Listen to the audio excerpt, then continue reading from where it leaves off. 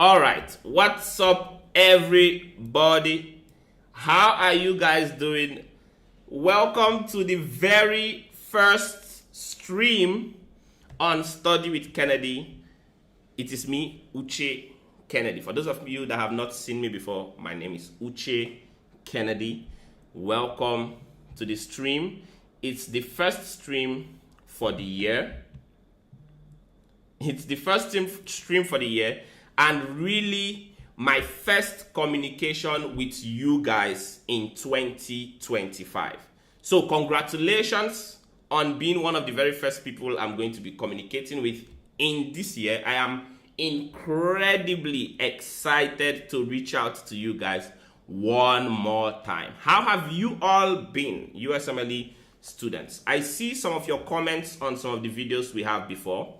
I have been incredibly busy since last year, going into, what do I call it? The end of last year and the beginning of last year. It has been crazy. It has been work. But I think we are going to have a little more free time now, and I'm here to answer all of your questions. So if you have any questions about the USMLE, if your questions are related to neuro, even better, USMLE Step 1 exams, USMLE Step 2 exams. I'm about to be your coach for the next hour or so. You can use me as you please right now, because this is a rare chance that you guys are going to be having. Okay? So if you have any questions about the USMLE, especially if your questions are about neurology, neuroanatomy, feel free to ask me your questions right now. And if we have sufficient good number of you, or even one of you, I don't mind. If we have a good number of you, we are going to jump right in, and we are going to look at some concepts in neuroanatomy. My goal here is to maybe teach you something, help you on your way a little bit, and show you how to think like a doctor. That is the goal for this stream. Help you answer your important questions on the USMLE, help you give some clarity on your journey, and be your coach right now for the next hour or so. So if you've been studying by yourself, I know a lot of you are locked at home. You just study, you watch some YouTube to get your mind off some studying. You don't have people you can talk to. You don't have a coach that you talk to always, keep you in the loop and keep you on track, clear your doubts from time to time. Congratulations. I will be your coach on YouTube right now, and we are going to have many more live sessions in the future. So you can come here and make Kennedy your coach. Ask me any questions you would want to ask me. Okay? Because we have not been active for such a long time, I think YouTube is pissed. YouTube is like, where did this guy go to? Did this guy just disappear into the moon? Did he travel to the sun or something? And maybe, just maybe, they've not informed everybody that we are live. YouTube is like, hey, who knows if you will even be live? Hey. And some of you have also not seen me on YouTube for a very long time. You guys, it is not for nothing. And I promise you, it will be worth it when you finally find out why Kennedy has been locked away in his chambers. I have been tied down. I have been working with students though all this while. So I've been talking to students, helping students, and I have good news for you guys.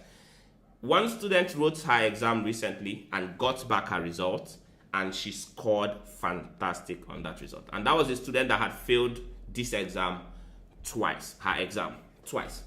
So I want to see all of you actually attack the USMLE. I don't know if you're going to be attacking it. We are not lions. But we are going to smash that exam completely, because we are going to know and understand exactly how to think.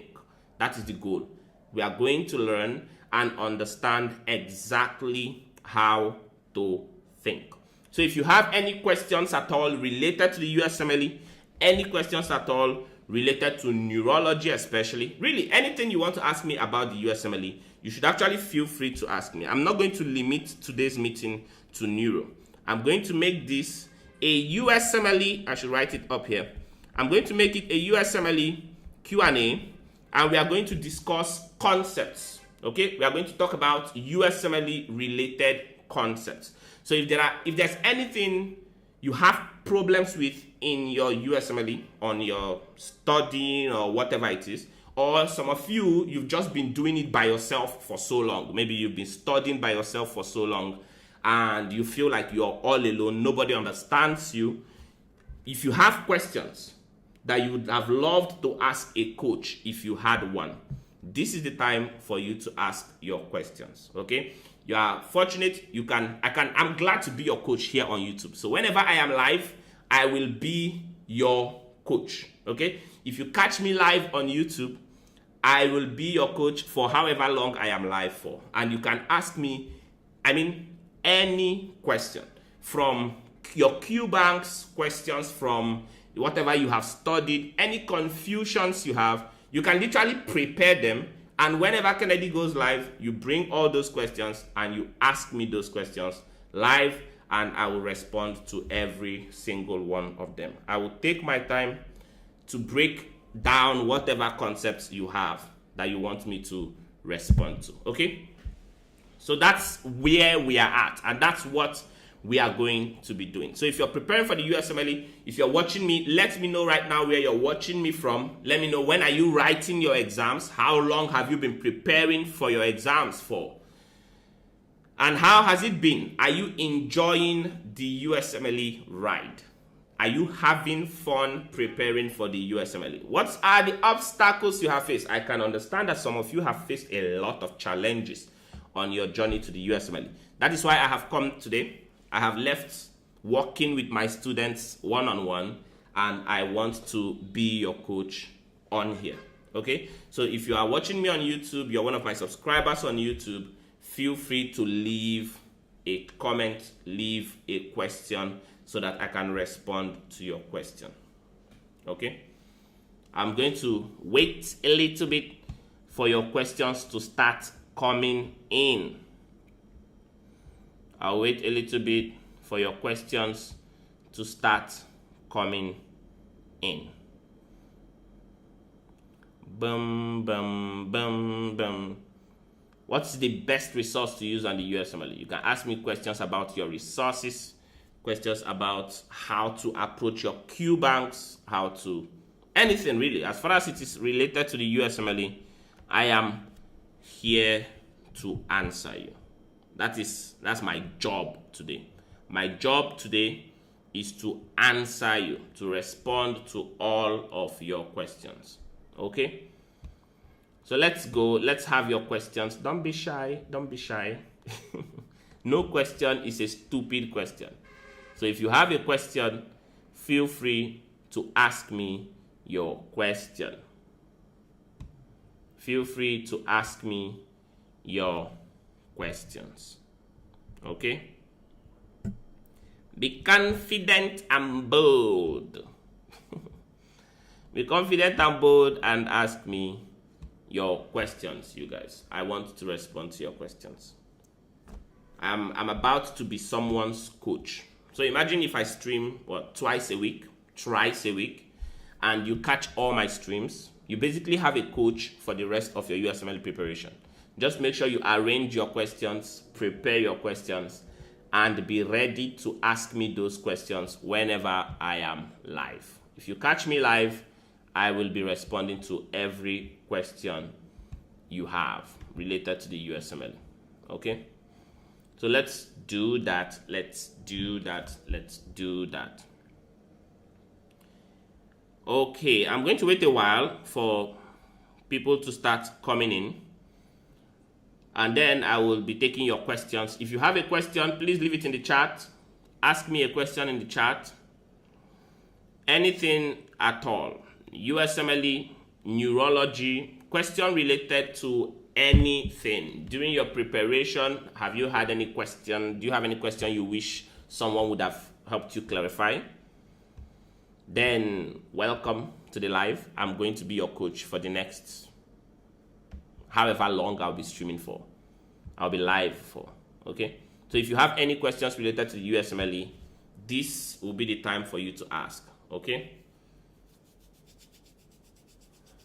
I decided to do what I would do for my regular students for you guys on YouTube. And I think it's a good way for us to get the year started and going. So let's do that. Ask me your questions in the chat. Where are you watching me from? Where are you at on your USMLE journey? Let me know. Let me know. Let me know.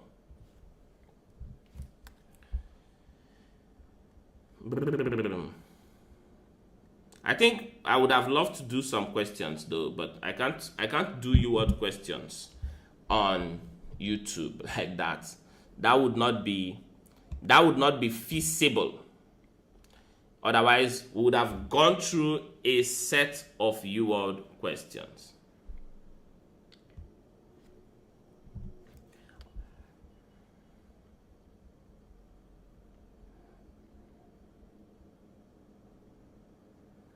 Okay, but all right, while I await your general questions, oops, do I have an eraser here? We are going to do some neuro. Okay, you guys, we are going to change our scenes and we are going to discuss some neuroanatomy. All right, without wasting any more time, we are going to jump straight into neuroanatomy. Remember, if you have any questions about the USMLE at any point, feel free to put them in the chat and I'm going to be responding to them. In today's video, we are going to look at ascending and descending tracts. I think this is like the fundamental part of neuroanatomy. This is where we start from when we discuss neuroanatomy. Okay? We are going to look at the ascending and descending tracts. We will discuss the ascending and descending tracts and we will look at disorders related to the ascending and descending tracts. We'll look at disorders related to these ascending and descending tracts. Now, whenever you study neuroanatomy, or really any of the subjects you're going to be studying, the goal is not just for you to memorize, the goal is for you to be able to recognize patterns, okay? And many times, a lot of the things we are going to be learning are going to be pattern-based. We have two main types of tracts. Like I said, there are ascending tracts and descending tracts. Ascending tracts are going to be tracts that are going from the spinal cord to the brain. They are ascending. Your descending tracts will be tracts that are coming from the brain down to the spinal cord. Okay? They are descending. That's how we name them. So when we say it's an ascending tract or it's a descending tract, we just mean it's either going to the brain, ascending, or coming from the brain down to the spinal cord, descending tract. So if I asked you, what do you think your ascending tracts are going to be conveying? What are they carrying? They will be carrying sensory stimulus from the environment to the brain, right? That's what your ascending tracts are doing. They'll be gathering sensation. So many of your ascending tracts are going to be sensory tracts. They are taking sensations from the environment and they're sending it to the brain. What will your descending tracts be doing? Your descending tracts will be bringing information from the brain down to the rest of the body. So many times your descending tracts will be motor tracts. They are asking your body to do something. That's basically what the descending tracts are doing. They're asking your body to do something. So ascending tracts are generally sensory. Descending tracts are generally motor. There are only a few ascending or descending tracts that they really want you to know on the USMLE. Now, one of the things you already know by now is that not every single thing you have studied in med school is relevant on the USMLE, okay? And our goal is going to be to focus only on what is relevant on your USMLE. Of your ascending tracts, which is where we are going to begin, of your ascending tracts, your spinothalamic tract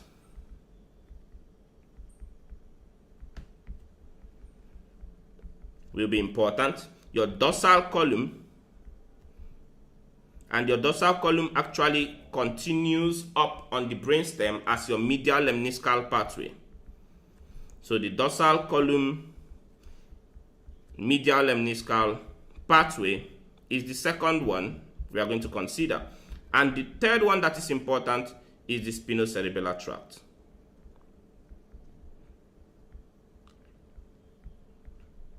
Your spinocerebellar tract. These are the third important ascending tracts we are going to be considering. We'll look at them. For each of these tracts, you want to know their function. You want to know their level of decussation. And you want to know what happens if they are damaged. Well, technically, if you know their function, that means you know what is going to happen if they are damaged or if there's a lesion. Okay, these are the three most important things you want to know for each of the tracts. You want to know the function of the tract, you want to know the level of decussation of the tract, and you want to know what happens when there is a lesion to the tract.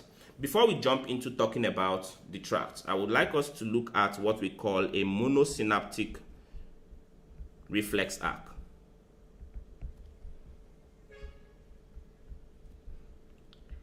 A monosynaptic reflex arc. Let's consider this as our spinal cord, okay? Let's take this here, right here, to be the spinal cord. The spinal cord has an anterior portion. Remember, we have an anterior portion. This right here, we call the ventral horn. And we have this posterior aspect we call the dorsal horn. Generally speaking, the ventral horn is sensory. Oh, did I say sensory? That's a mistake. The ventral horn is motor, and the dorsal horn is sensory. Okay, the dorsal horn is sensory, the ventral horn is motor. And right there in the middle of the spinal cord, we have the central canal or the spinal canal. The spinal canal, of course, contains CSF that is flowing up and down the spinal cord and into your ventricles and your brainstem and all of that. Somewhere here we have your dorsal column, but we'll come to that in a little bit. So what is the monosynaptic reflex arc? We'll draw our spinal cord again. That is a very fantabulous spinal cord. And we are going to assume that this is a muscle, for example. This is a muscle. When this muscle is activated or stimulated, this muscle is going to send information into the dorsal horn of the spinal cord. So this is a sensory nerve or sensory neuron. It sends information into the dorsal horn of the spinal cord, sensory information. And this message that is sent is transmitted back to the ventral horn with the help of interneurons. And it returns back to this muscle via the ventral horn. Okay? It returns back to this muscle via the ventral horn. Now, when you strike a tendon, for example, your knee jerk reflex maybe, or your elbow reflex, any of the reflexes that we can elicit, when you elicit a reflex, the information is sent straight into the spinal cord and straight out via the ventral horn. This arc of movement into the spinal cord and directly out of the spinal cord is called a monosynaptic reflex arc. And it is called monosynaptic because we have one synapse usually. The information gets into the spinal cord. Many times it even skips the interneurons and goes directly into the ventral horn nerve. This ventral horn nerve is what we call the lower motor neuron. The nerve that is coming from the spinal cord to your muscle. This nerve is the lower motor neuron. I hope that makes sense. So when you strike my patellar tendon, when you strike a person's patellar tendon, for example, the information is sent into the spinal cord. You don't think about it. It doesn't go to the brain. It just comes out and the knee or the leg moves in response, right? That's your knee-jerk reflex. You strike the tendon, the information runs into the spinal cord, and it's out immediately through the ventral horn, and the patient executes the knee-jerk reflex. I should actually put this patellar tendon on the sensory part. That's what we call the knee-jerk reflex, or any of the reflexes you're going to be looking at. Okay? This pathway is called the monosynaptic reflex arc. Why is this important? Anytime you damage any of the nerves that are part of the monosynaptic reflex arc, the muscle will lose its tone. The integrity of the muscle tone, this is something you should remember. The integrity of the muscle tone depends on the status, I've actually quoted this wrong, of the monosynaptic reflex arc. This is not how I would usually quote this. The best way to quote this is to say the tone of a muscle depends on the integrity of a monosynaptic reflex arc. I think that's actually a better way to put it. The tone of the muscle depends on the integrity of the monosynaptic reflex arc.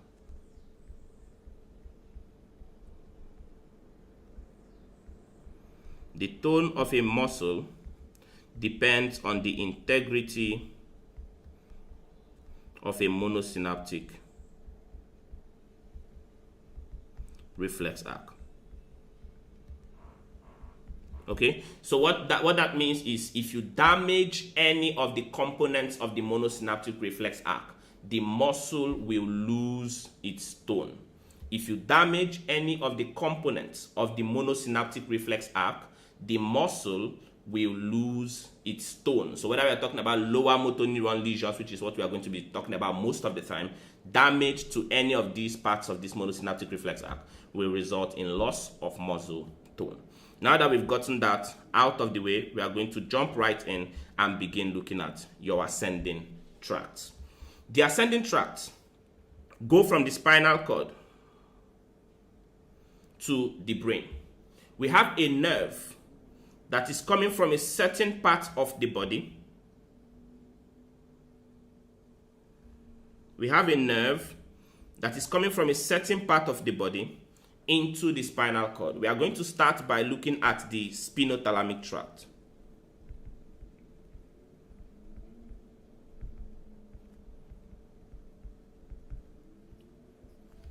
It comes into the spinal cord via the dorsal horn. It comes into the spinal cord via the dorsal horn. Now, right here, we have a synapse that occurs, but we don't want to bother too much with this. Before the nerve goes into the spinal cord, it kind of goes into this synapse right here. I don't know if we can really call it a synapse, but the nerve goes into the dorsal root ganglion, okay? I don't want you guys to be bored with too many teeny details because these details are not important for the USMLE. Right there, as we are going into the spinal cord on the dorsal part, there is a dorsal root ganglion. Whether you call it the dorsal root ganglion or you're thinking of the dorsal horn, they are all performing exactly the same function. Okay, this type of neuron is called a bipolar neuron. The head of the neuron is in the dorsal root ganglion. We have one arm of the neuron coming from your muscle, for example, and we have one arm going into the spinal cord. This nerve is going to synapse somewhere in the spinal cord. It's going to synapse. We have a lot of synapses like the substantia gelatinosa, nucleus proprius. Again, nobody cares about this on the USMLE. What I want you to remember, however, because I've seen some MBME questions, I need you to put this to mind, that substantia gelatinosa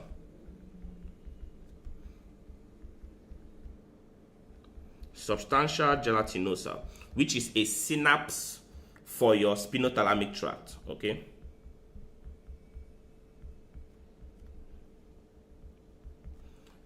The function of the substantia gelatinosa is pain and temperature. This is a question I saw on an MBME a while back. The function of substantia gelatinosa, which is one of the synapses or one of the nuclei you're going to have within the spinal cord, is pain and temperature. Now, when this nerve comes into the spinal cord, it's going to cross over to the opposite side. So if this nerve is coming from the right hand side, it's going to cross over to the left hand side. On this left hand side, this is the spinothalamic tract we are dealing with now. We have two portions. We have this part, which is anterior, and we have this portion, which is more lateral. What does that mean? We have two types of spinothalamic tracts. We have the anterior spinothalamic tract and the lateral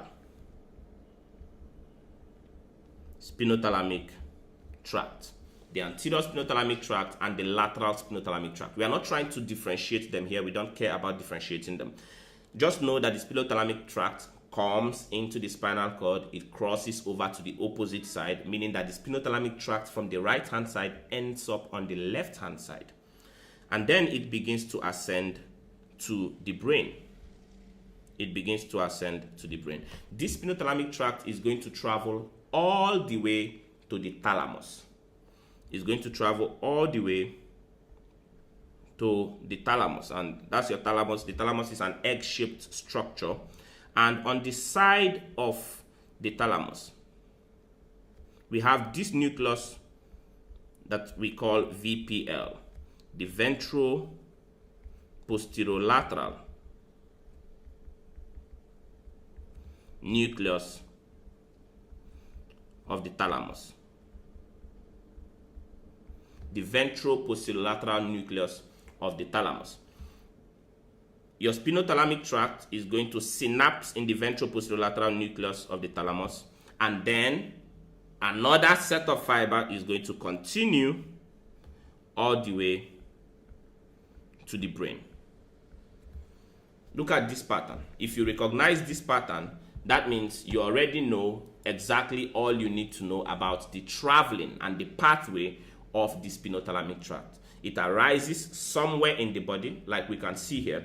It travels into the spinal cord. It crosses over to the other side, meaning that the spinothalamic tract coming from your right hand actually ends up on the left side of the spinal cord. The spinothalamic tract coming from the right leg ends up on the left side of the spinal cord. And then it travels all the way to the thalamus and synapses in the ventro-posterolateral nucleus of the thalamus. And from the ventro-posterolateral nucleus of the thalamus, it's going to travel again via the internal capsule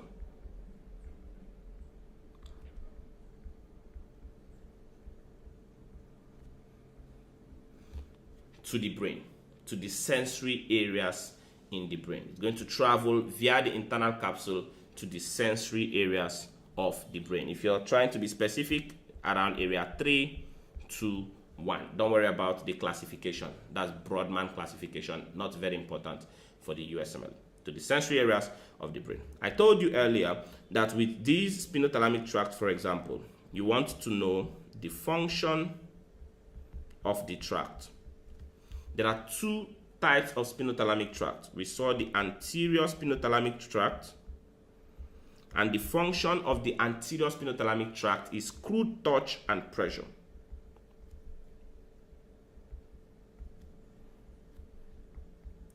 Crude touch and pressure. The function of the lateral spinothalamic tract is pain and temperature.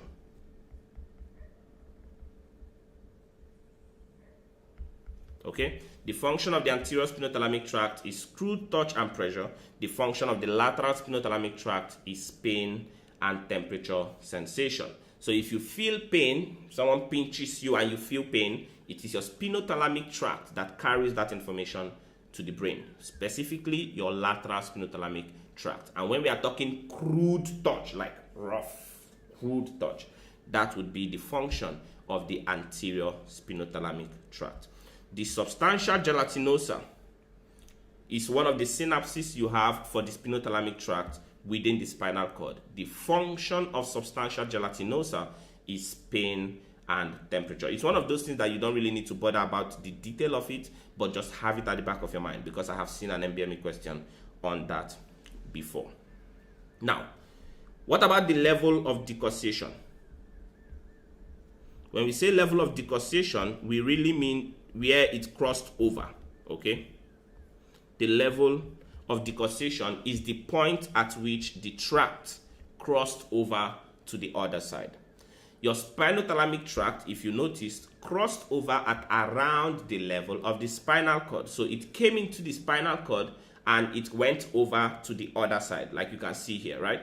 The spinothalamic tract comes in and it crosses immediately at the level of the spinal cord. If we want to be a little more technical, it crosses at around 1 to 2 spinal segments within the spinal cord, but you don't have to worry about that. Just remember that the spinothalamic tract crosses at the level of the spinal cord and then it ascends in the spinal cord all the way to the ventral posterolateral nucleus of the thalamus via the posterior limb of the internal capsule. So it's your internal capsule. You may want to remember specifically that it's the posterior limb of the internal capsule and then it ends up in the brain, your cerebral hemispheres up there. The level of decussation, therefore, is the spinal cord.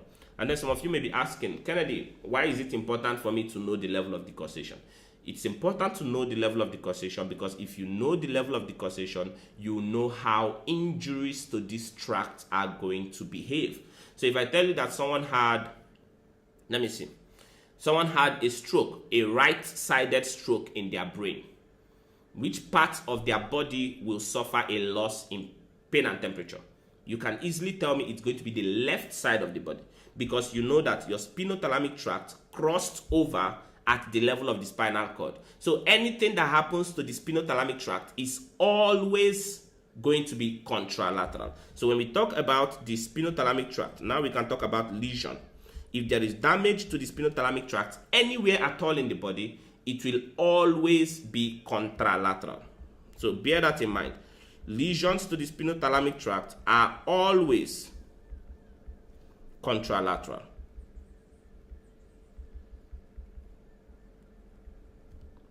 They are always contralateral. Why are they always contralateral? They are always contralateral because the spinothalamic tract crossed over right in the spinal cord. So whether it is a brainstem injury or a cerebral injury, the spinothalamic tract already crossed over. If you damage it on the right-hand side in your brain or in your brainstem, that right-hand sided spinothalamic tract is actually coming from the left-hand side. So you lose pain and temperature sensation on the left side.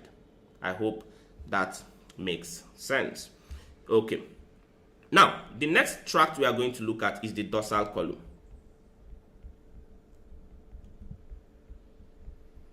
The dorsal column.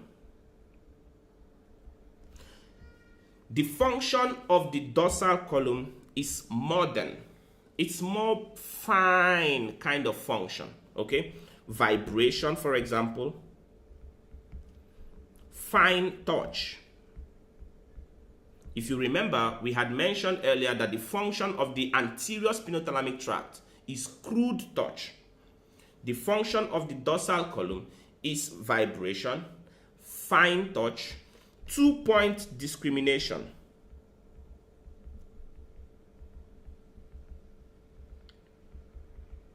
Or tactile discrimination, anyhow you want to put it. Your ability to distinguish between two touch points on your body at the same time. 2-point discrimination or tactile discrimination, that is also a function of the dorsal column. One of the other functions of the dorsal column is what we call stereognosis. Stereognosis. What is stereognosis? When I put an object in your hand, for example, if you closed your eyes and I put a pen in your hand, you will be able to tell me just by touching it that this is a pen. If I put a key in your hand, you'll be able to tell me just by feeling it that yes, Kennedy, that is a key.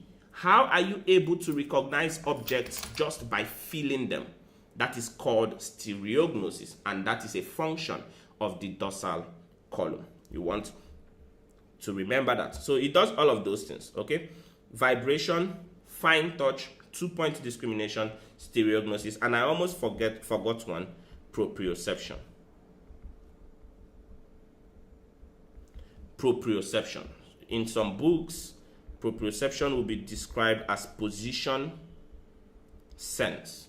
Again, when you close your eyes and I ask you to stand, even if you're closing your eyes, you can kind of appreciate, you have spatial understanding of your position in space. You're not going to fall just because you closed your eyes. That is because you can feel your environment. You have a sense of where your positioning is. If I lift up your thumb or your pinky, you'll be able to tell me, okay, that is my thumb. That is my second finger. That is my third finger. That is because you have proprioception, position sense. And all of that is a function of the dorsal column. Now, with the dorsal column, we have fibers that again arise from a part of the body. We are going to draw this a little more central. We have fibers that arise from a portion of the body, let's say the lower limb. Fibers from the lower limbs, let's say the legs, they come into the spinal cord, just like your spinal column, your spinothalamic tract did. They come into the spinal cord and they end up in the dorsal column area, right here. These fibers end up in the dorsal column. Now, the fibers that are coming from your leg are going to go all the way in, and then they begin to travel up to the brain on the same side. Notice that these fibers did not cross over. They came into the spinal cord, they occupied the dorsal column area behind, right there, and they began ascending to the brain. Now, if you want to be a little more detailed, when the fibers of your dorsal column enter the spinal cord, they actually synapse on a nucleus. Remember, we talked about substantia gelatinosa in relation to pain and temperature with the spinothalamic tract. With the dorsal column tract, we have what we call the nucleus proprius. And based on the name, I'm sure you can already tell me that the function of nucleus proprius is what? Proprioception. The function of your nucleus proprius is proprioception.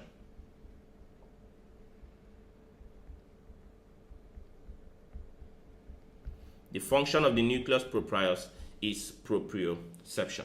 So when these fibers come in, these dorsal column fibers, they synapse in the nucleus proprius and they occupy the dorsal column area and begin to ascend to the brain. On the same side, they did not cross over.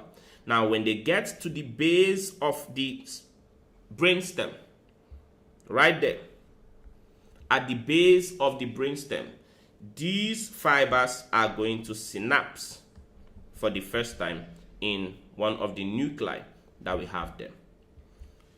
The fibers of the dorsal column that come from the legs are called fasciculus gracilis.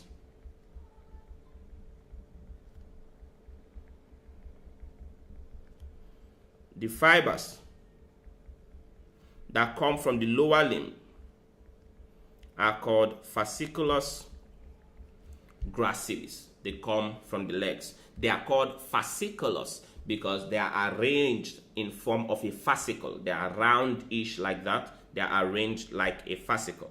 Fasciculus gracilis. And they synapse at the base of the medulla in what we call the nucleus gracilis. These are the fibers from the lower limb. The fibers from the upper limb come in as well. Fibers from the upper limb come into the spinal cord. I need me another spinal cord right here. Let's make another spinal cord. I cannot make it line up, can I? Okay, we have to try to make our drawing work somehow. Okay, again, we'll divide our dorsal column right here. And we'll take a different color for these fibers. The fibers that come from the upper limb come into the spinal cord like that.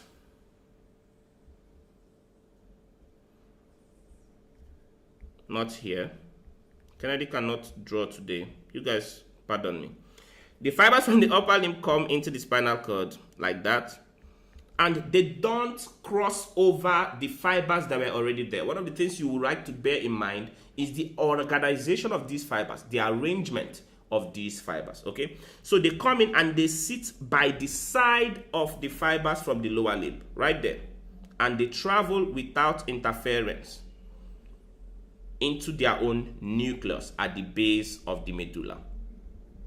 This is the base of the medulla right there. The synapse there. This nucleus, where the synapse at the base of the medulla, is called nucleus cuneatus. This is called nucleus cuneatus because the fibers coming from the upper limb are called fasciculus cuneatus. So we have two of them. The two fibers, fasciculus cuneatus and fasciculus gracilis, from the lower limb and the upper limb together make up what we call the dorsal column. So the dorsal column consists of two fibers, fibers from the lower limb, fasciculus gracilis, and fibers from the upper limb, fasciculus cuneatus. These two fibers ascend, and when they get to the base of the medulla, they synapse in what we know as the nucleus gracilis and the nucleus cuneatus. After this synapse has occurred, these two fibers are then going to cross over, dissociate. They cross over to the other side. They cross over to the other side. Fibers coming from nucleus cuneatus and nucleus gracilis cross over to the other side. So if I asked you, what is the level of dissociation for the dorsal column medial lemniscal pathway? The level of dissociation is at the base of the medulla. The level of dissociation is at the base of the medulla. I hope that makes sense. The dorsal column pathway came into the spinal cord, traveled on the same side in the spinal cord up to the base of the medulla. At the base of the medulla, they dissociated. They crossed over to the other side. So once again, if it's coming from the right hand side over here, at the base of the medulla, it crosses over to the left hand side. This is the most crucial thing you want to remember about the dorsal column pathway. These fibers that cross over are going to continue traveling, and ultimately they would also come to that nucleus where your spinothalamic tract came to previously. Do you remember what that nucleus was called? VPL. What did that stand for? The ventroposterolateral nucleus of the thalamus. They will synapse in the ventroposterolateral nucleus of the thalamus, and then another fiber will leave the ventroposterolateral nucleus of the thalamus, travel through the posterior limb of the internal capsule, just like before.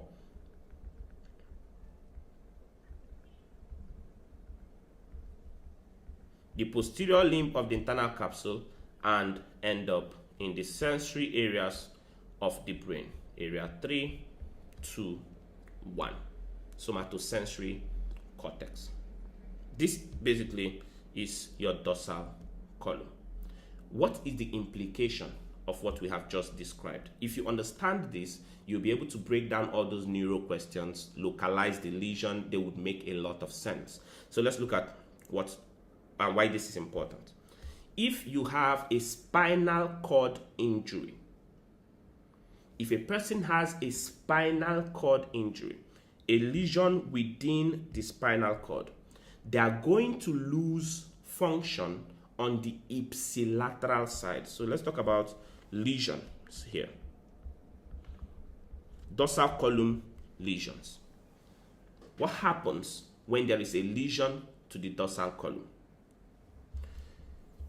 The first thing you want to remember is that lesions within the spinal cord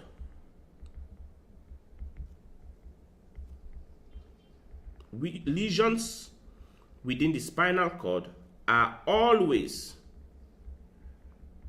ipsilateral.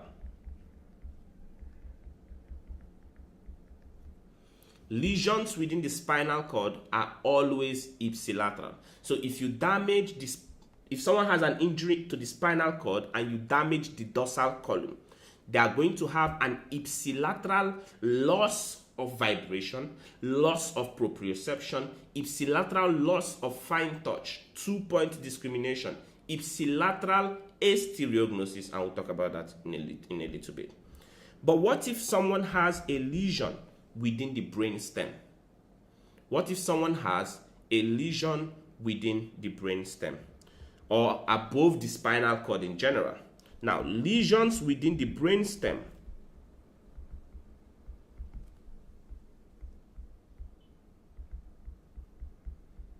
or above the spinal cord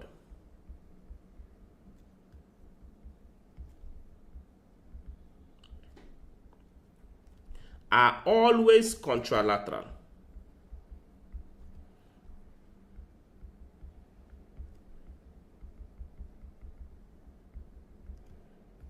Lesions above the spinal cord are always contralateral, right? Because if you damage your dorsal column in the brain stem, somewhere here, even if this is on the left-hand side, this dorsal column tract is actually coming from the right-hand side over here.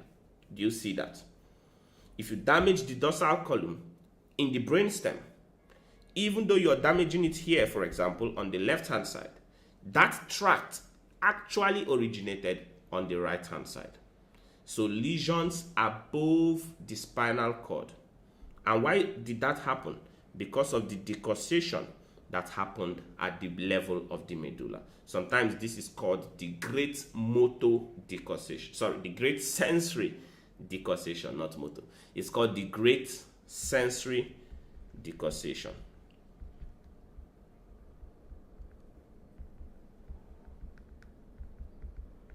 And then some of you may have wondered, why do we call the dorsal column pathway dorsal column medial lemniscal pathway?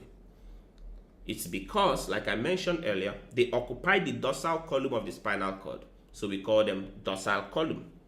When these fibers cross over, remember they were shaped like fascicles, they were round like that, fascicles. So we call them fasciculus gracilis, fasciculus cuneatus. When they get to the base of the medulla and decussate, the shape changes. They become more, maybe pyramidal is the word. They become shaped more rectangular like that. That's how they organize themselves. So we call them lemnisci. They organize themselves like a lemniscus. Okay, so it's called dorsal column medial lemniscus or lemniscal pathway. That's where the name comes from. So they ascend and they end up in the sensory portion of the brain once again. You want to remember that. Now, how about the effect? If something goes wrong with the dorsal column, how does the patient present? If there's something wrong with the dorsal column, you will have loss of vibration. There will be loss of vibratory sensation if something goes wrong with the dorsal column. There will be loss of 2-point discrimination.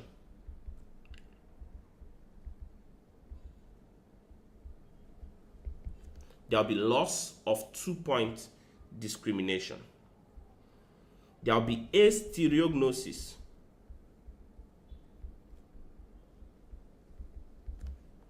There will be astereognosis. What does astereognosis mean? It means that when you put a key in the patient's hand or known objects that the patient is familiar with, the patient will not be able to recognize them with his eyes closed. That is what astereognosis is. When you close your eyes and I put an object in your hand, a phone for example, the patient cannot recognize that that is a phone. So there will be loss of astereognosis. There will be loss of 2-point discrimination. When you poke the patient or touch the patient with 2 objects simultaneously, the patient may not be able to differentiate them within a particular distance. You want to remember that. That is what happens when there is dorsal column lesion. Loss of vibration, loss of proprioception, loss of two-point or tactile discrimination, and astereognosis. Okay, these are the findings you will have when you damage your dorsal column. Finally, we have, or for the ascending tracts, we have your spinocerebellar tracts. Your spinocerebellar tract.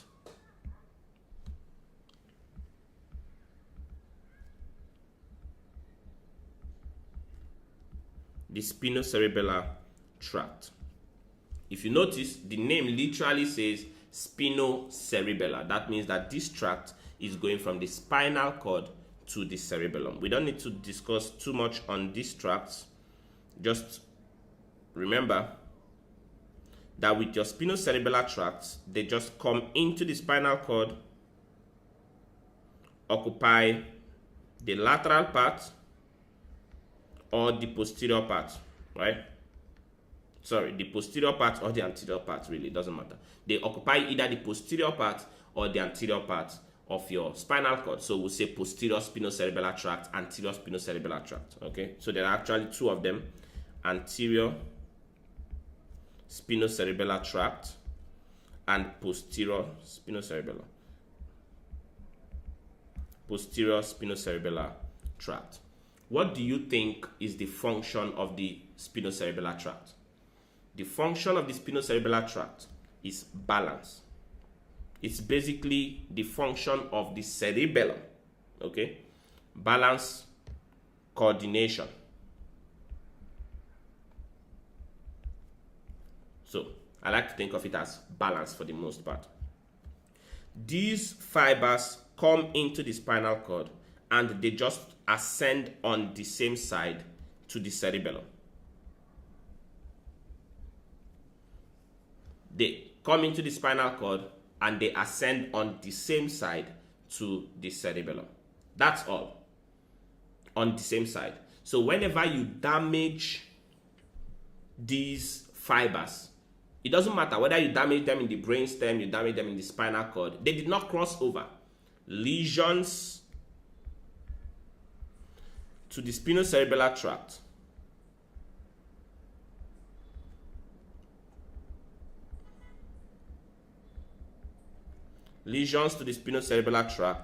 are always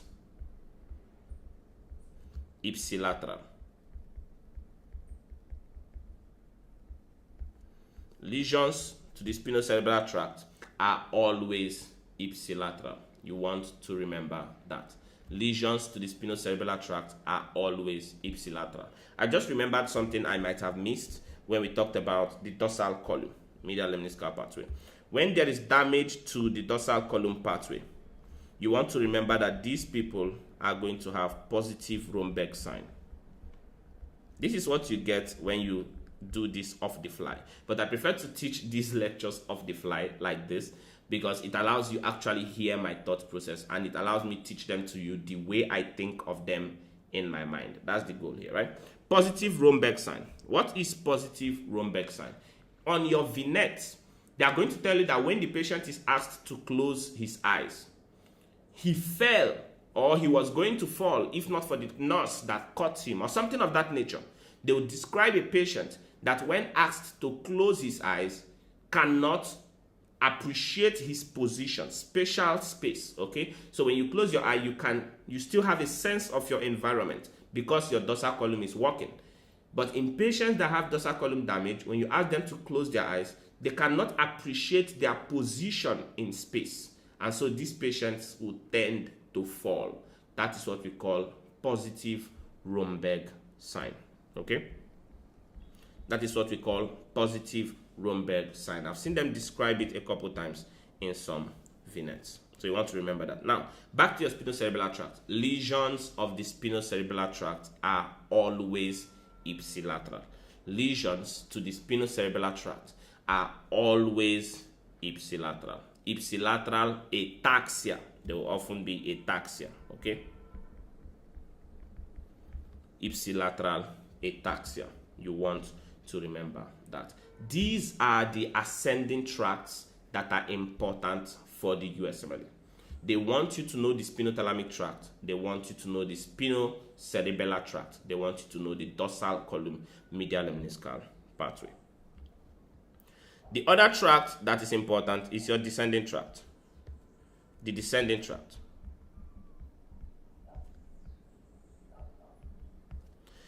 For the USMLE, the only descending tract we are interested in is the corticospinal tract.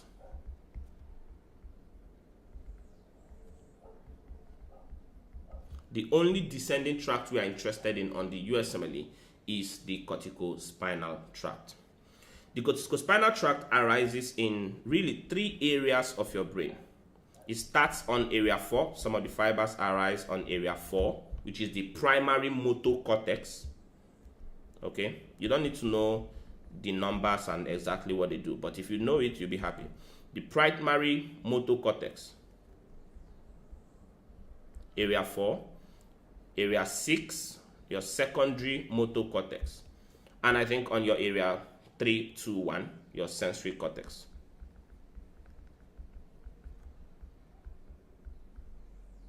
Okay, your spinothalamic tract arises from these 3 areas. On area 4, we have large nuclei or large cells we call the giant cells of Betz.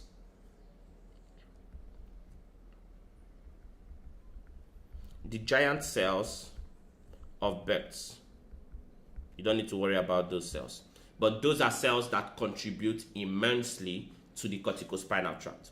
It's going to descend, pass through the posterior limb. Notice that everything so far is going through the posterior limb of the internal capsule. This is important when you look at certain strokes that can occur. That is why when there is a stroke affecting the internal capsule, you have a person that gets paralysis, for example. That is because your corticospinal tract travels through the posterior limb of the internal capsule. Okay? We are not going to go into too much detail about its pathway and all of that, but it travels down into the brainstem. Now, in the brainstem, when the corticospinal tract gets to the pons, I'm going to denote some of the levels here. You don't need to stress too much about the details, but I want you to understand why some of the symptoms present the way they are and why some of the names are the way they are. When this tract gets to the pons, you would remember that in your pons, we have pontine nucleus or nuclei on the anterior surface of the pons. We have a lot of pontine nuclei. These pontine nuclei do not allow the corticospinal tract to travel smoothly through the pons. So what happens? The corticospinal tract splits, it breaks open, it breaks apart, it spreads, and you have those fibers traveling all over the place like that. That's basically what happens to the corticospinal tract at the level of the pons, and this is because of the pontine nuclei. Those nuclei on the surface, in the surface of the pons, not necessarily in the surface, the nuclei within the pons, especially on the anterior aspect, they cause the nerves to spread. And then when it gets to the medulla, at the level of the medulla, they've gone past the pons now successfully. They come back together. However, as they come back together, they come back like that. Look at that. The fibers begin to gather again. The fibers begin to gather again. As they gather again, while they arrive at the medulla, they form this pyramid-shaped structure coming into the spinal cord. They form this pyramidal shape going across the medulla into the spinal cord. This is why the corticospinal tract is also known as the pyramidal tract. So you hear them say pyramidal tract, corticospinal tract, exactly the same thing. Pyramidal tract, corticospinal tract, however it is named, this is the reason why. Okay, what I'm trying to show you here is why some things are the way they are. Some of these fibers will continue directly. Some of them are going to move apart, go into the lateral portion of the spinal cord. Now, within the spinal cord, as usual, we have an anterior part of the spinal cord where your anterior spinothalamic tract, for example, was. Your lateral spinothalamic tract was on one side. We had our posterior spinocerebellar tract, anterior spinocerebellar tract. The corticospinal tract occupies the lateral aspect of the spinal cord, right here. The corticospinal tract occupies the lateral aspect of the spinal cord. Of course, on both sides, it occupies the lateral aspect of the spinal cord, right there. A few fibers of the corticospinal tract will end up in the anterior portion of the spinal cord, somewhere here. A few fibers forming the anterior corticospinal tract, but nobody cares about the anterior corticospinal tract. Whenever we talk about the corticospinal tract, I want you to only remember that this corticospinal tract occupies the lateral aspect of the spinal cord, like that. If you remember that, that would be great. These nerves are going to travel down into the lateral portion of the spinal cord. Now, if it was this simple, we would have been very happy. But I'm going to tell you something that happens. At the base of the medulla, you see, as I keep talking about it myself, I'm skipping some of the information. At the base of the medulla, as these nerves and these fibers collect together, they cross over to the other side. As they collect together at the base of the medulla, they cross over to the other side and end up on this part of the spinal cord. So we have spinothalamic tracts coming from, let's say, the left side of the brain over here. Spinothalamic tracts coming from the left side of the brain up here. And then they got to the base of the medulla and they have crossed over now to the right hand side of the spinal cord. So they started on the left at the brain. They were on the left in the brain stem, but in the spinal cord, they are on the right hand side. Why is that important? As we would see later, when there is a damage to the corticospinal tract above the spinal cord, it is going to be contralateral. When there is a damage within the spinal cord, it will be ipsilateral. We'll talk about that in a moment. What is the function of the corticospinal tract? What is the function of the corticospinal tract? The function of the corticospinal tract is rapid, skilled movement. Rapid, skilled movement. The function of the corticospinal tract is rapid, skilled movement. Skilled movement, like buttoning a shirt. Buttoning a shirt is a skilled movement. For example, if you play the piano, you notice that when you start learning how to play the piano, initially, the fingers don't move like you want them to, right? Your fingers don't move across the keys the way you want. And then you practice and then you build what we call muscle memory. But basically, you have a wiring of your corticospinal tract to understand those motions. That's a skilled movement. Your corticospinal tract is helping you do that. The corticospinal tract does not mature until a person is around 2.5 years old.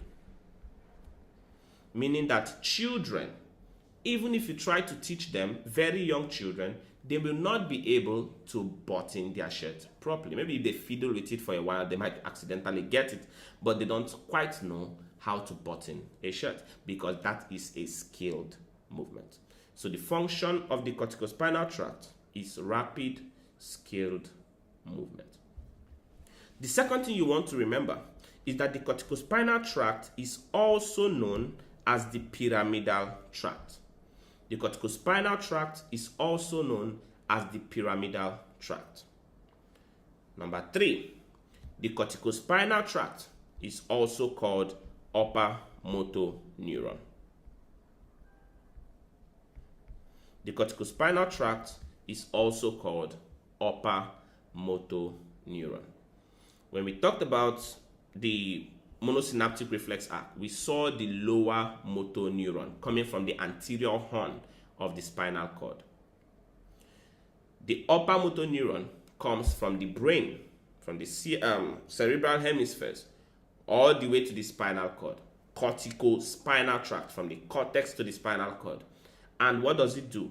It interacts or helps modulate the function of the lower motor neuron. The function of the corticospinal tract is to modulate or modify the activity of the lower motor neuron. The function of your upper motor neuron is to help modulate the activity of the lower motor neuron. Why is that important? Remember when we talked about your lower motor neuron, we talked about the monosynaptic reflex arc. I stimulate your patellar tendon and your leg moves reflexively. If we didn't have any communication with the brain, if I stimulate your patellar tendon, your leg will just fling far away because there's nobody to modify it. Okay? The corticospinal tract is what says, calm down with the reflex. Calm down with the reflex. We don't want too much reflex. That's basically what it is. The monosynaptic reflex arc says, reflex, reflex, reflex, reflex. Everything should be reflex. Everything should be reflex. Jerk. The upper motor neuron says, okay, calm down a little bit, not too much of the reflex. That's basically the relationship that they have going on here. Why is that important? Because when you have damage to the upper motor neuron, what we call upper motor neuron lesion. When we say upper motor neuron lesion, we are really talking about damage to your corticospinal tract. Okay? When we say upper motor neuron lesion, we are really saying damage to the corticospinal tract. What will happen if that is the case? There's nobody to tell your lower motor neuron and your monosynaptic reflex arc to calm down. So we are going to get hyperreflexia.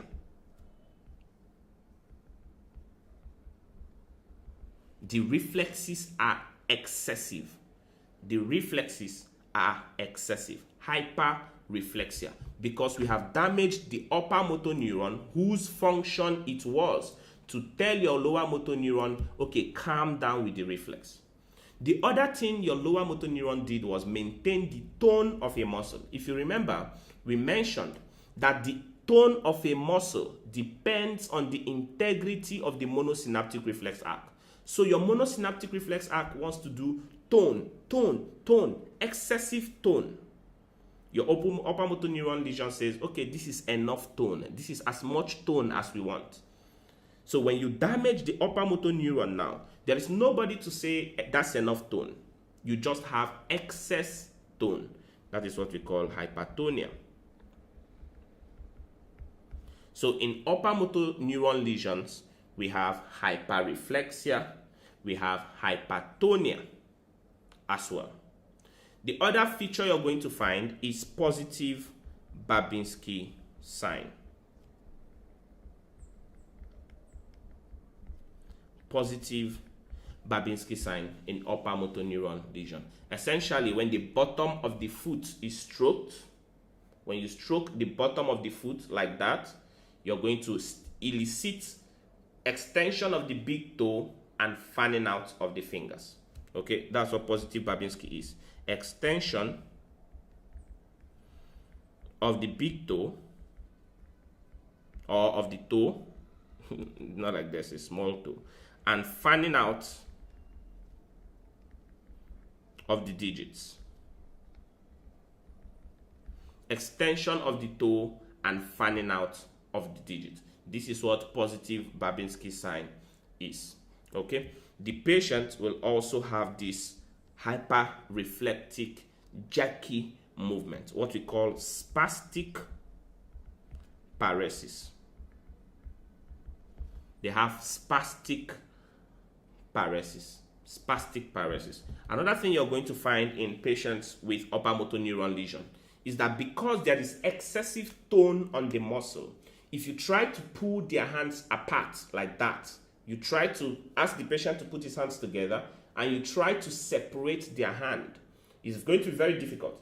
But when you pull it apart and you let go, the hands suddenly come back together. You pull it apart and you let go, and it moves excessively that way. In a normal person, that doesn't happen, right? If you pull my hand apart and you let go, my hands will come back together like that. But in these patients, when you pull their hand apart against resistance and you let go, their hands swing over. That is called clasp knife reflex. Clasp knife reflex. They have positive clasp knife reflex. Some books are going to call it positive clasp knife spasticity, for example. These are going to be seen in upper motor neuron lesion, or in corticospinal tract lesion, or in pyramidal tract lesion. Whatever name they use, it's the same thing. These patients are going to have weakness, of course. They have weakness. And they have atrophy of disuse. They have atrophy of disuse. We are going to talk about lower motor neuron signs just now. They have atrophy of disuse. What is atrophy of disuse? Remember, we just said they have hypertonia. They have increased tone of the muscle. But if you don't use it, you lose it.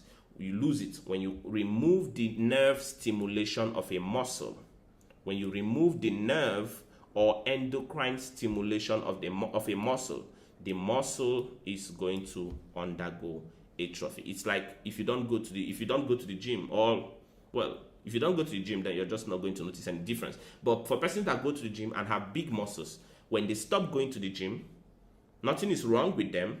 Their muscles just begin to reduce in size, right? Because when you remove the stimulus to a muscle, eventually it's going to undergo atrophy. So people with upper motor neuron eventually develop atrophy, but this is atrophy of disuse. Now that we've talked about upper motor neuron, let's contrast it with lower motor neuron damage before we start looking at some spinal cord lesions. So very quickly, we'll look at lower motor neuron lesion. Remember, your lower motor neuron was the nerve that came. Why is my spinal cord looking like this? Your lower motor neuron was the nerve that came out of the anterior horn of the spinal cord. The nerve that came out of the anterior horn of the spinal cord. This is your lower motor neuron. Okay? That is your lower motor neuron. This is the nerve that innervates the muscle. It is part of the monosynaptic reflex arc. You may remember, the lower motor neuron is an essential part of the monosynaptic reflex arc. So when you damage the lower motor neuron, what have you done? You have damaged the monosynaptic reflex arc.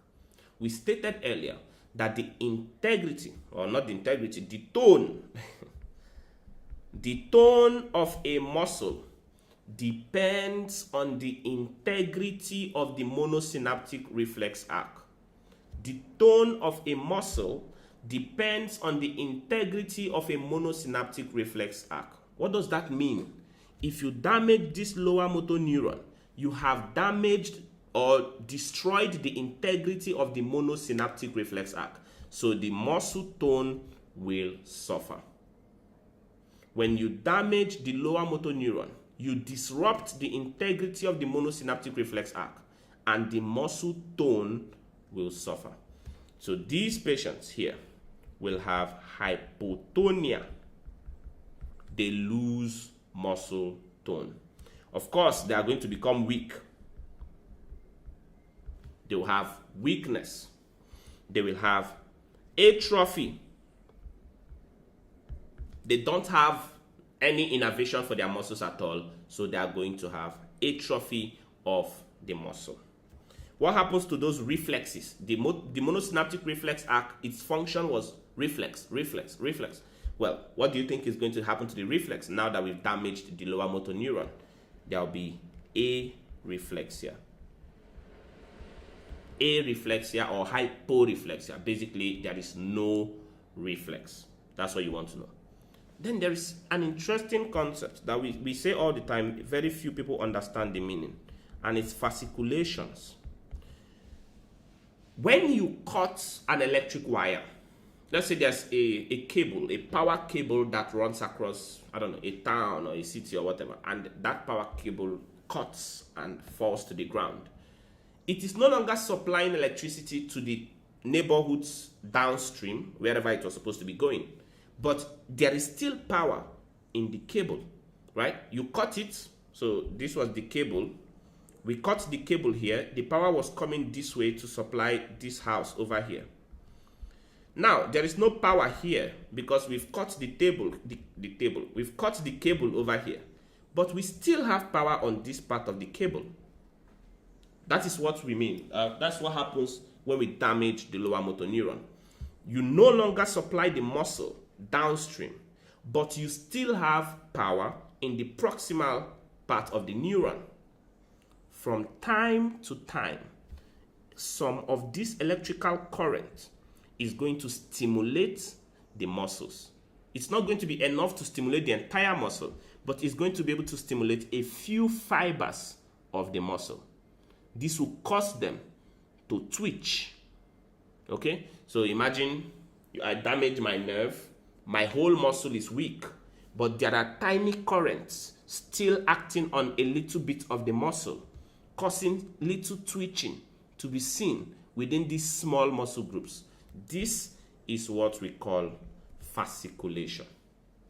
That twitching as a result of the little currents firing is what we refer to as fasciculation, and it is seen in lower motor neuron lesions. Now, because there's zero innervation to the muscle is going to become completely flaccid. So we are going to have flaccid paralysis. How do you spell flaccid? Is it double C? I think so. We are going to have flaccid paralysis. The muscle just becomes bleh. It's dead, right? There's flaccid paralysis. Think of a patient with polio. Have you seen patients with polio? Right? Patients with polio cannot walk. Their muscles are all shrunken. They look very skinny, dried up, right? Because all the muscles have undergone atrophy. Compare that to a patient on a wheelchair that had a motor accident and damaged their spinal cord, for example. You've seen people with spinal cord injury. They also cannot walk, but many times they look completely normal. They look bulky in some cases if they were bulky before, and it takes a very long time sitting on the wheelchair before you start noticing some muscle atrophy occurring in those people. So people with polio, for example, have lower motor neuron lesion, whereas people with upper motor neuron lesion are going to undergo atrophy of disuse over time. Yes, sir. Please give me a second, you guys. I will be back shortly.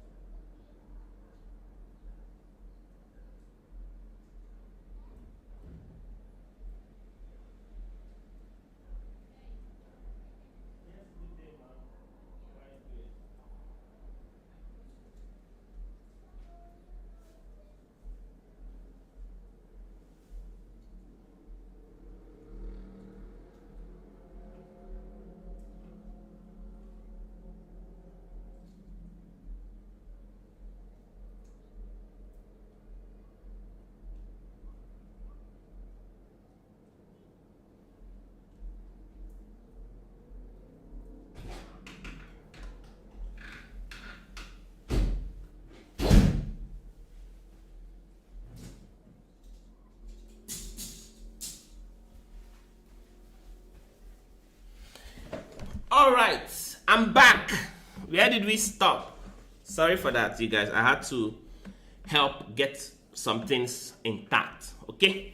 But we are back. Where did we stop? We're talking about lower motor neuron lesions. Okay, lower motor neuron lesions. So they are going to have hypotonia, weakness, atrophy, areflexia, fasciculations, and flaccid paralysis, okay? And flaccid paralysis, all of these are going to be components you see in lower motor neuron lesion. Remember that. Something I forgot to mention earlier. We talked about upper motor neuron lesions. I told you that the corticospinal tract does not mature until about 2.5 years of age. You remember that? It does not mature until around 2.5 years of age. What does that mean? It means that newborns, people 1 year old, very little children or infants are going to have positive Babinski sign, and this is going to be normal in them, okay? So when you see positive Babinski sign in a child, a very young child, an infant, this is completely normal. That is that for your upper motor neuron and lower motor neuron lesions. Do you guys have any questions? Do you guys have any questions? If you don't have any questions, we are going to start looking at some very important spinal lesions they want you to know on your exams.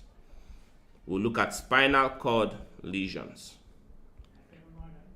Because on your exam, when there is injury to the spinal cord, it does not occur in isolation, right? Injury to the spinal cord do not occur in isolation. You're going to damage multiple tracts at the same time, or you're going to damage multiple parts of the spinal cord at the same time. And this is what your exam is going to be testing you on. The first one we are going to be considering is going to be spinal muscular atrophy.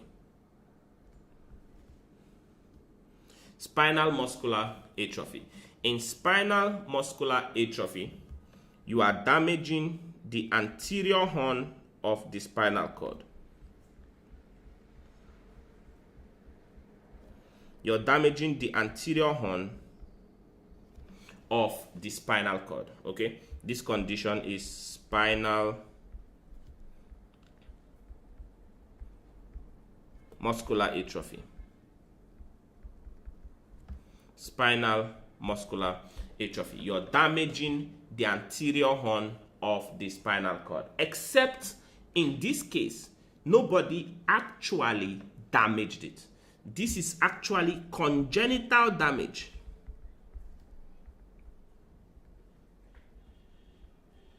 I don't know if we can even call it a damage, or we should call it a degeneration.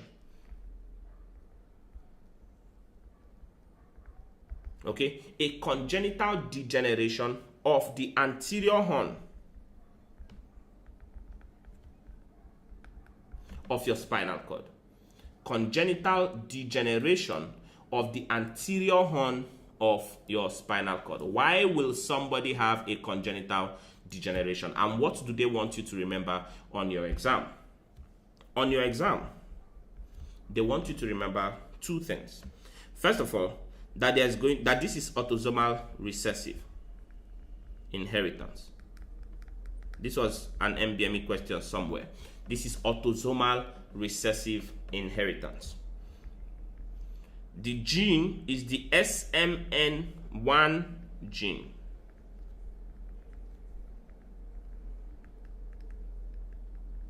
These are the details they would want you to remember. I've seen them test all of these parts. It's a mutation in SMN1 gene. It is an autosomal recessive inheritance. Now, there are other variants of this disease. We have mutation in SMN2 gene, for example, but SMN1 gene is more common on your exam. And SMN1 gene specifically, as a subset of spinal muscular atrophy, is known as Wednig-Hoffmann disease.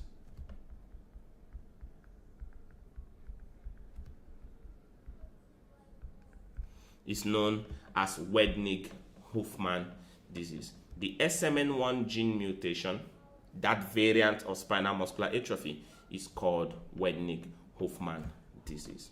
You want to remember that. Now, the next question is, what do you expect the vignette to look like? How will patients with spinal muscular atrophy present? Well, you're damaging the anterior horn of the spinal cord. If you damage the anterior horn of the spinal cord, what do you have? Lower motor neuron signs.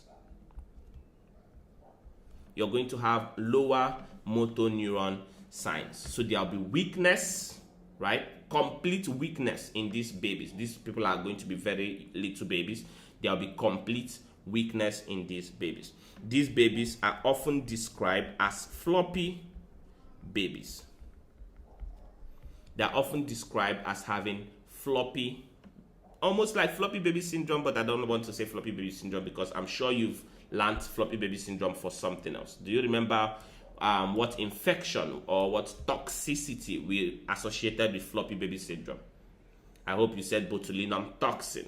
Okay, botulinum toxin was associated with floppy baby syndrome. So I would not like to use the same phrase, floppy baby syndrome here, but these people are also described as floppy babies. They will have weakness, they will have areflexia, they will have hypotonia, they will have fasciculations. You want to remember all of those. The second thing we'll consider is amyotrophic lateral sclerosis. Amyotrophic lateral sclerosis. In ALS, you damage the lower motor neuron or the anterior horn of your spinal cord, and you also damage the corticospinal tract. This is amyotrophic lateral sclerosis, ALS. It's also called Lou Gehrig's disease.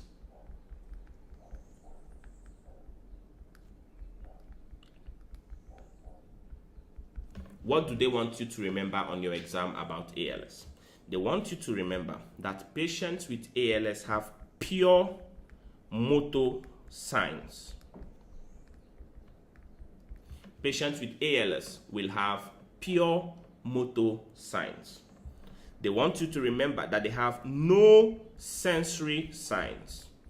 This may be the most important thing you remember about Lou Gehrig's disease. So if I give you a vignette and I give you a patient with weakness here and weakness there in various parts of the body, and I tell you they have no sensory signs, or you go through that entire vignette and the patient has no sensory symptoms or no sensory losses, then you are probably looking at a patient with amyotrophic, not trophic. You're looking at a patient with amyotrophic lateral sclerosis. Okay, ALS. Pure motor signs, no sensory signs. The other thing is they have no bladder involvement.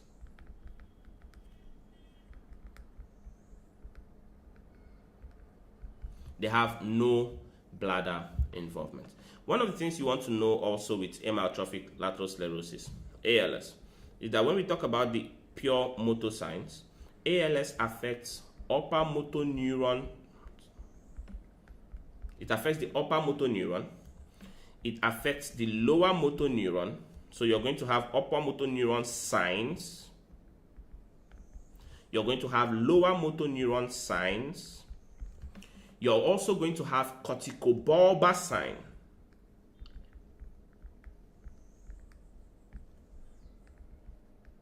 You're also going to have corticobulbar sign. You want to remember that. So upper motor neuron sign, lower motor neuron sign, and corticobulbar sign. When we say corticobulbar sign, what do we mean? Your corticobulbar tract is the are the tracts that supply your upper motor, not your upper motor neuron, your cranial nerves. Okay, your corticobulbar tract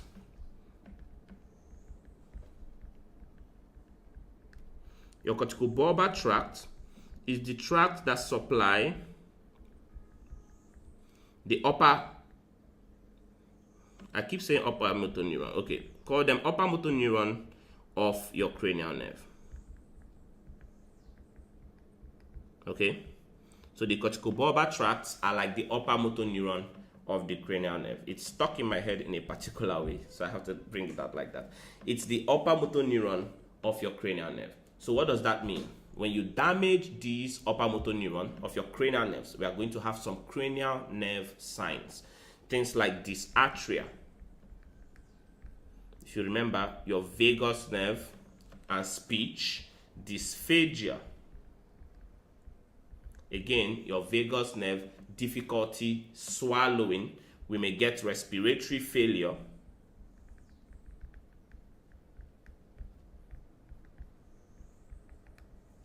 We may get respiratory failure, for example. What else? You may have emotional lability also in these patients.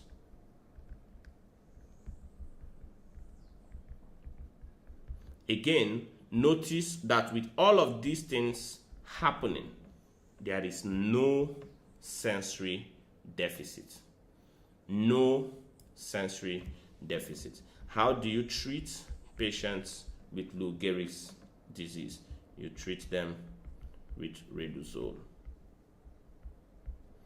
We treat Lou Gehrig's disease with riluzole. I don't know how you pronounce this. Some persons say riluzole, we say riluzole, the same thing. We treat ALS with riluzole. That is important. You want to remember that. I've seen a question also once where they asked for the specific gene that is mutated or defective in ALS. I think I've seen something like that. You want to remember that ALS is as a result of mutation to superoxide dismutase. It's not the most important thing, but I've seen them ask about this one time. Superoxide dismutase 1. I think of it as SOD1 gene. Okay? It's a mutation in superoxide dismutase. You want to remember that. The third spinal cord deficit we are going to consider will be your anterior cord syndrome. Anterior cord syndrome. So let's assume that this is the spinal cord, for example. Okay? This is the spinal cord. You want to know a little bit about the blood supply to the spinal cord. The anterior portion of the spinal cord is supplied by one blood vessel. We have one pretty impressive blood vessel supplying more than half, about 2/3 of your spinal cord. Okay? One single blood vessel supplying the anterior 2/3 of the spinal cord.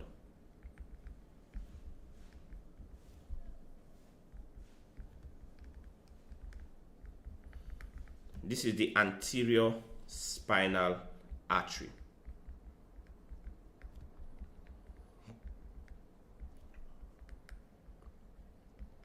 The anterior spinal artery. The anterior spinal artery is a branch of your vertebral artery, usually. The anterior spinal artery supplies the anterior 2/3 of the spinal cord. You want to remember that. On the other hand, we have two on the back. Two posterior spinal arteries.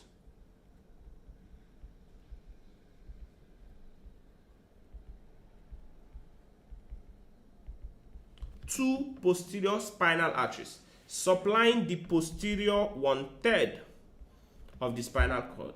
And in addition to the fact that there are two of them, these two posterior spinal arteries have collateral supply. So imagine what it would take for someone to have a posterior cord syndrome, right? It's almost impossible.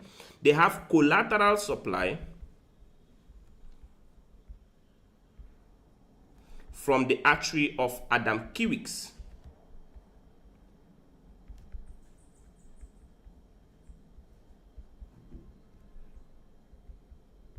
I hope I have spelled Adam-Kiewicz correctly. They have collateral supply from the artery of Adam-Kiewicz. What does this mean?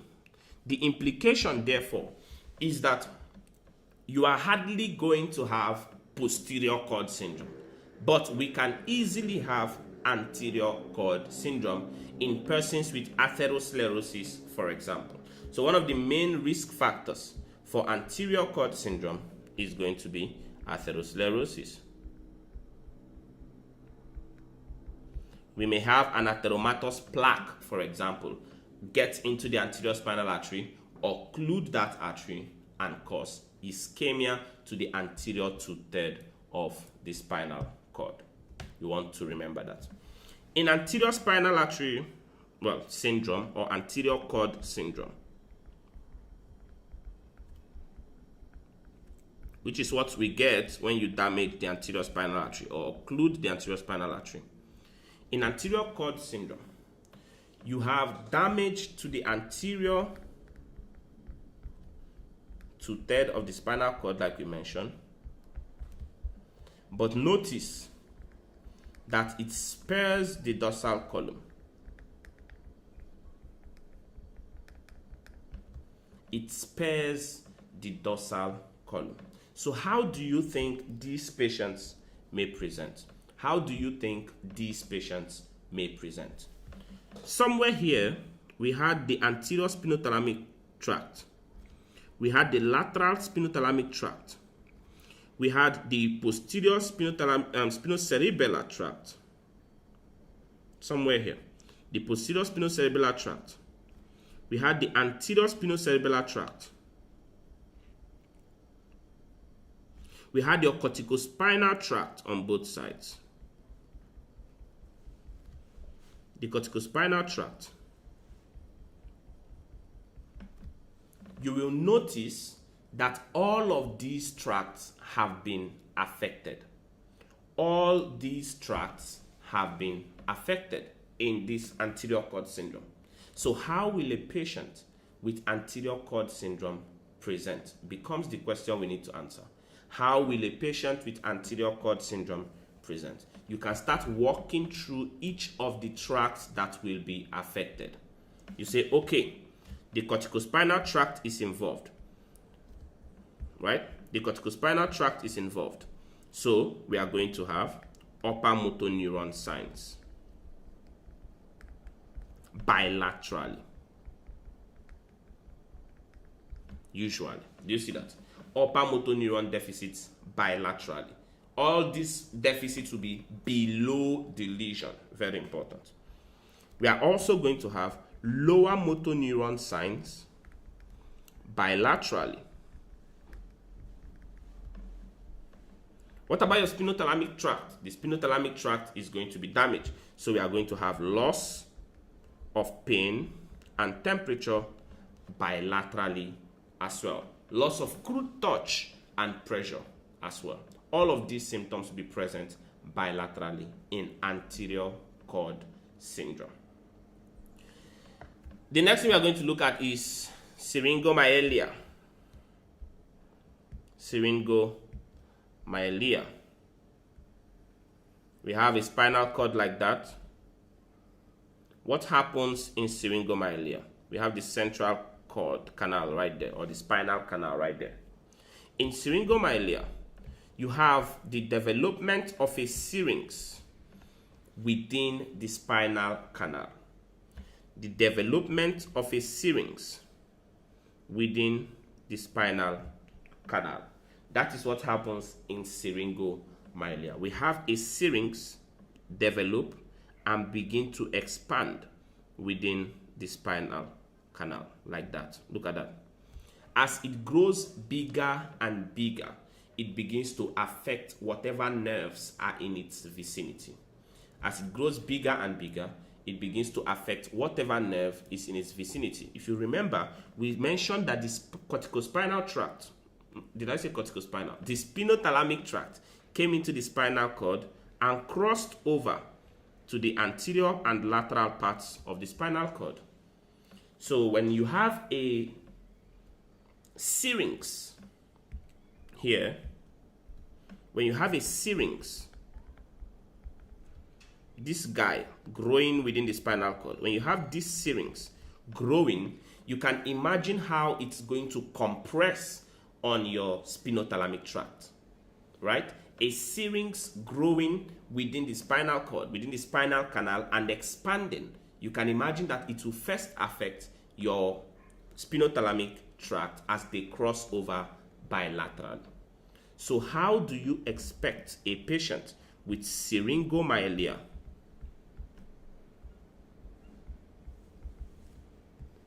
to present?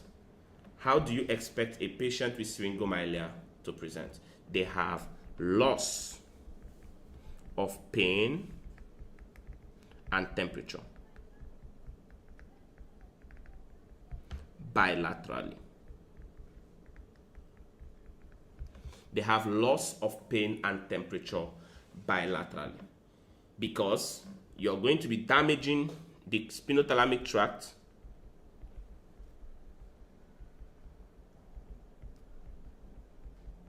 coming from both sides and crossing over like that. You're going to be damaging both of those spinothalamic tracts. So these patients will present with bilateral loss of pain and temperature. Now, most of the time, this syrinx will be located around the cervical spinal cord. The syrinx will often be located around the cervical spinal cord. If you have a syrinx located around the cervical spinal cord, it's up there, right? It's going to cause loss of temperature all over the body, especially your upper limb, your lower limb. We often describe this as cape-like distribution.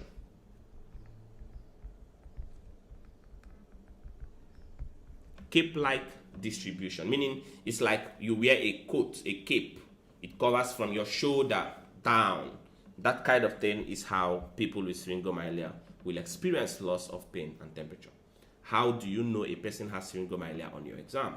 They are going to give you a vignette of a patient that burns themselves over and over and over again.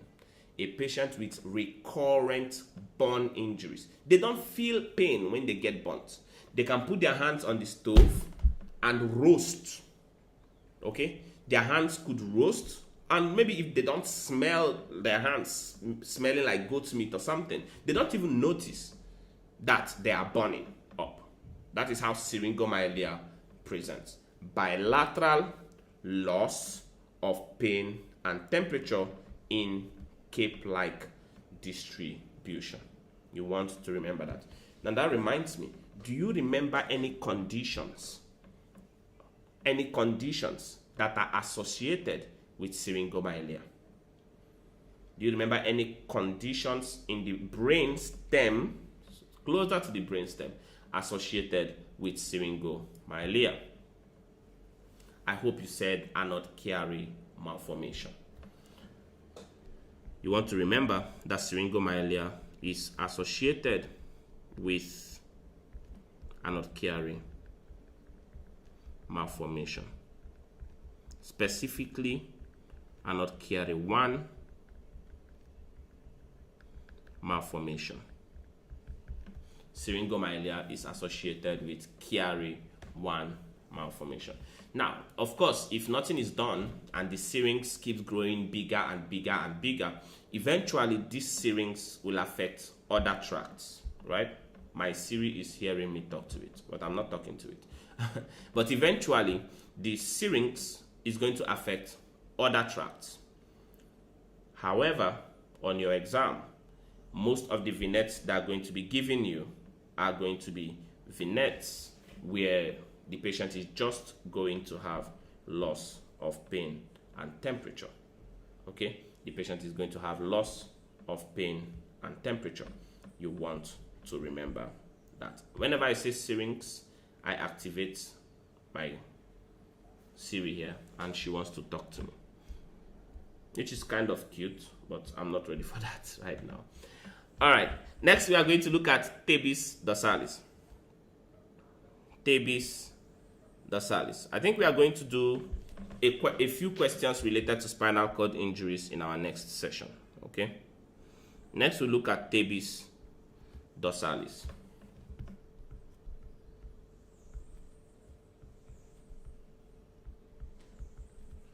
What happens in tabes dorsalis. What happens in tabes dorsalis? There is destruction of the dorsal horn.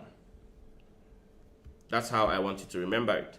In tabes dorsalis, there is destruction of the dorsal horn. That part of the spinal cord right there. What do you notice? This was where all those nerves entered the spinal cord. This was where all of your nerves entered the spinal cord, right? At the dorsal horn of the spinal cord.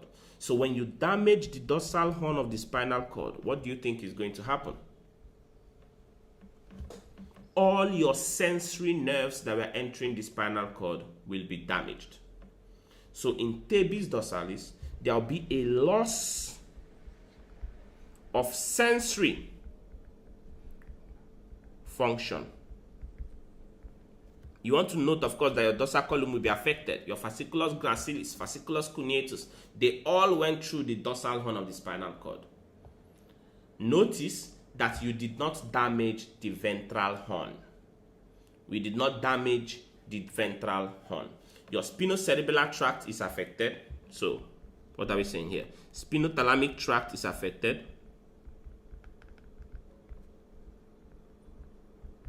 Is affected. Your dorsal column is affected. Is affected. Your spinocerebellar tract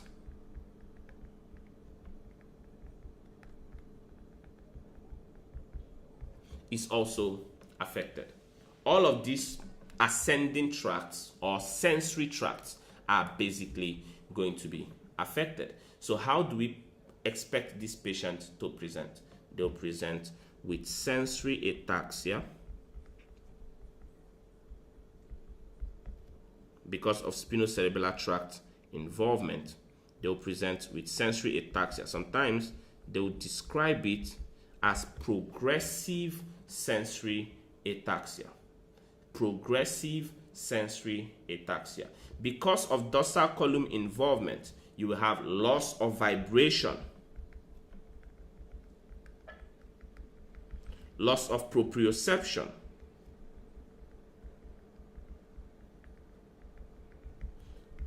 stereognosis, loss of two-point discrimination, for example. All of these loss of function will be predominant in these patients. Now, the next question you want to ask yourself is, what causes tabes dorsalis? What causes tabes dorsalis? Tabes dorsalis is seen in tertiary syphilis. Tabes dorsalis. Wow, tertiary syphilisis. Look at me. Is seen in tertiary syphilis. Okay, tabes dorsalis is seen in tertiary syphilis. So people with tabes dorsalis may have other symptoms of tertiary syphilis. You see, they may have other symptoms of tertiary syphilis. Can you remember any other symptoms of tertiary syphilis? Your Argyro-Robertson pupil, for example.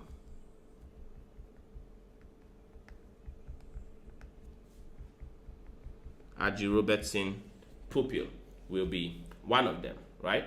Argyro-Robertson pupil.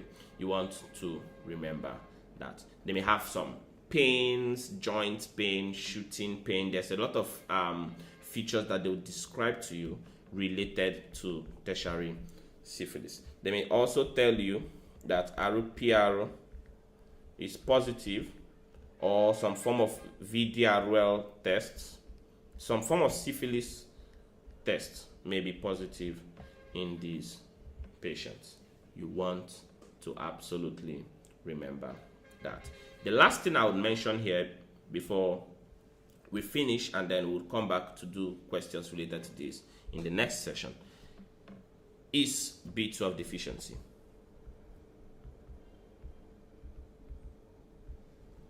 B12 deficiency. You would remember that B12 deficiency causes subacute combined degeneration of the spinal cord.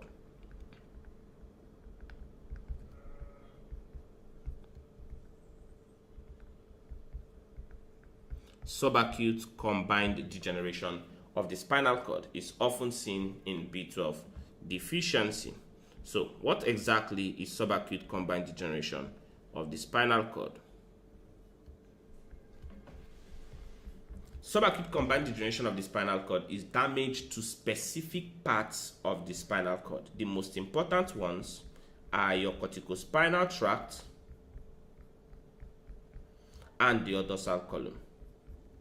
The corticospinal tract and the dorsal column.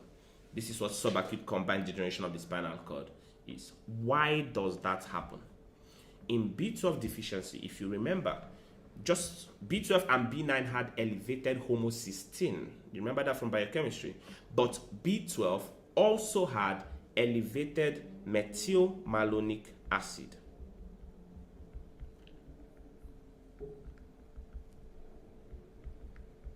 So B12 deficiency had increased methylmalonic acid. And what happens? Methylmalonic acid seeps into the spinal cord and resulted in damage to the dorsal column and corticospinal tract predominantly. So it is the fault of methylmalonic acid technically in B12 deficiency. This is what we call subacute combined degeneration of the spinal cord. The spinocerebellar tracts are not spared. Before I forget, leave them out. Your spinocerebellar tracts are also damaged in this condition, right? So there are three of them: the dorsal column, the corticospinal tract, the spinocerebellar tract. You'll notice that we have a mix again of sensory deficits and motor deficits. This will usually be in the setting of B12 deficiency. So you expect this patient, in addition to having symptoms related to the spinal cord, related to the dorsal column, the corticospinal tract, you expect them to also have megaloblastic anemia with hypersegmented neutrophils.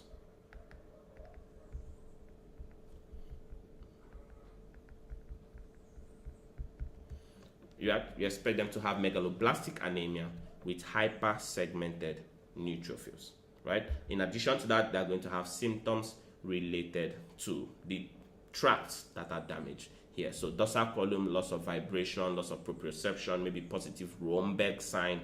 They may have positive Babinski because of spinothalamic tract involvement. They may have ataxia because of spinocerebellar tract involvement. The point is, you just want to know whenever there is this symptom, this is the tract that is damaged. Whenever there is that symptom, that is the tract that is damaged. If you can remember all of those, you'll be able to interpret many times as they give you a vignette. Remember the principle, of course, you're interpreting line by line. For every symptom they give you in the vignette, you want to map it. If I see this symptom, this is the problem, you want to know what specific tract is damaged to produce that specific symptom. The other thing you want to answer is the tract ipsilateral or contralateral? Like we mentioned before, spinothalamic tract lesions are always contralateral. Spinothalamic tract lesions are always contralateral. Your dorsal column tract lesions are ipsilateral within the spinal cord, but contralateral above the medulla. So once they go above the spinal cord, they are contralateral. When we start doing some questions related to all of these things, we are going to look at how to more adequately localize lesions, how to identify problems, and know exactly where the injuries are. Until next time, I'm going to see you guys soon. If you are new here, please subscribe to the channel, turn on notifications so you're going to receive a notification the next time I go live. We are going to jump in much faster, and we are going to be doing some questions and answering questions related to neuro, of course, and answering every question you may have related to the USMLE. Until next time, I'll see you guys